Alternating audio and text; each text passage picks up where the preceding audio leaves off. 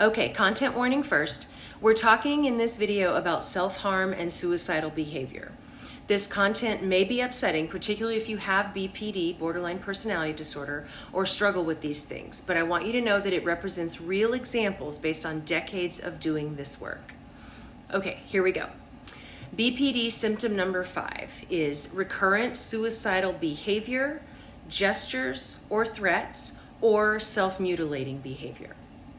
So let's look at the term first. Self-mutilation is the deliberate alteration or destruction of your body tissue without conscious suicidal intent. So to harm, but not to die. So self-mutilation differs from suicide attempts then by that lack of suicidal intent. However, those who self-mutilate are more likely to attempt suicide as well.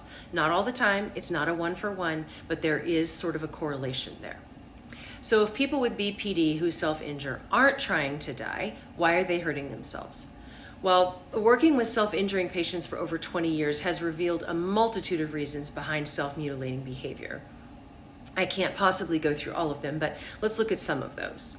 So self-injury may be done to garner attention from relationship partners, family members, therapists, or other healthcare providers, or even friends.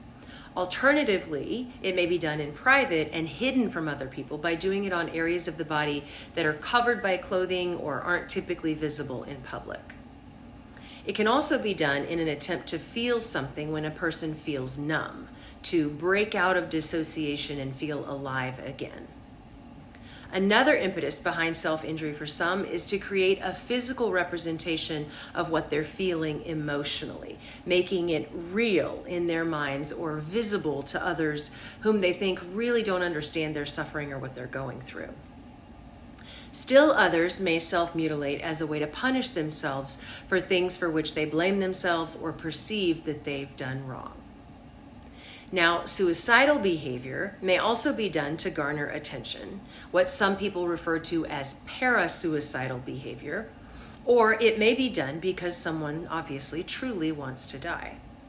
Regardless of the motivation behind these behaviors, help is warranted and justified and necessary. Someone who is admittedly trying to gain attention or manipulate another person is still obviously suffering and crying for help. So the reason behind it is not important. What needs to be done about it is what's important, the treatment. So how does this manifest? Well, in terms of self-mutilation, you may bang your head, carve words into your skin, or burn, bite, pinch, cut, or hit yourself in some way.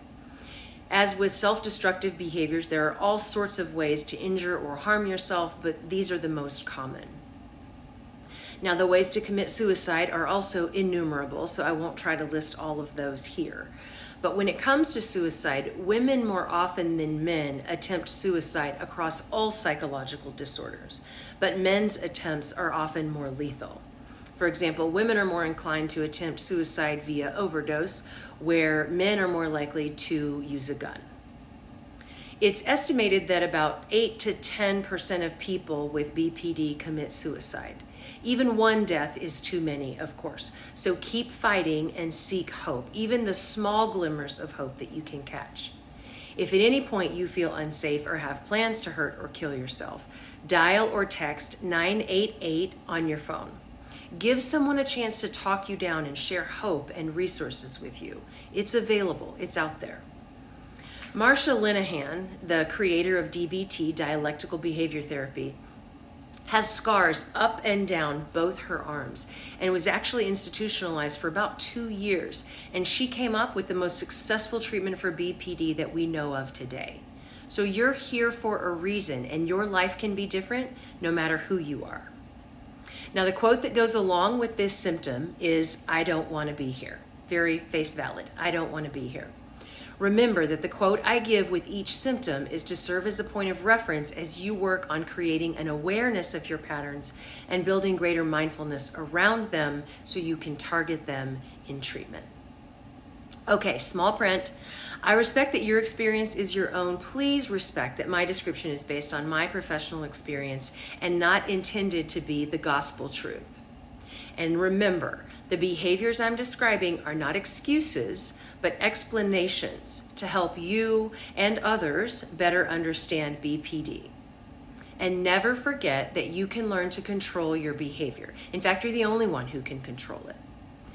Life can be different. You've got this. Follow me for more on BPD criteria in real life, and be sure to share this video with someone you think it could help.